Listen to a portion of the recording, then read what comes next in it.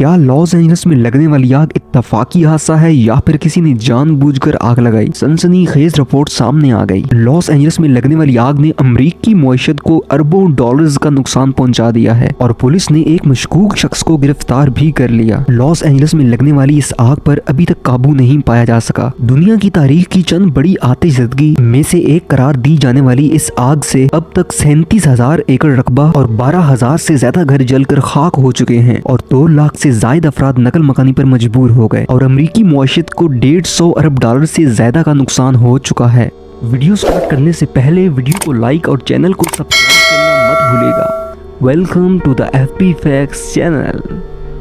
International media के मुताबिक Los Angeles की पुलिस ने इस बात की भी तस्दीक की है और तहकीकात कर रही है कि लॉस एंजलिस के जंगलों में लगने वाली आग कहीं जानबूझकर तो नहीं लगाई गई और इस हवाले से पुलिस ने एक शख्स को गिरफ्तार भी किया है जिस पर आग लगाने का शुबा जाहिर किया जा रहा है। रिपोर्ट्स के मुताबिक पुलिस ने मुलजिम की शनाख्त जाहिर नहीं की लेकिन उससे तहकीकात मुकम्मल की जा रही है। इस वाक़े से कब शोलों से घिरे इलाके के रिहायशी ने एक वीडियो फायर फाइटर्स को दी जिसमें 2 लोगों को पेट्रोल फेंककर आग लगाते हुए देखा जा सकता है, लेकिन उस फायर फाइटर ने उस आदमी को पुलिस के पास जाने का कहा। फुटेज के साथ क्या हुआ ये अभी तक किसी को मालूम नहीं क्योंकि पुलिस ने इस बात की तस्दीक नहीं की कि ये बेकाबू आग जिससे अरबों डॉलर्स का नुकसान हुआ जानबूझकर लगाई गई थी। ताहम पुलिस ने इस हवाले से भी तहकीकात शुरू कर दी है और याद रहे कि ये आग अभी तक 16 इंसानी जानें निगल चुकी है और 12,000 से ज्यादा घर जलकर राख हो चुके हैं, जबकि तमाम तर वसाइल इस्तेमाल करने के बावजूद भी अमेरिका इस आग पर काबू नहीं पा सका। मौसमियाती तब्दीली और तेज हवाओं ने आग को और ज्यादा भड़का दिया है और इसका दीगर इलाकों तक फैलने का खदशा पैदा हो चुका है।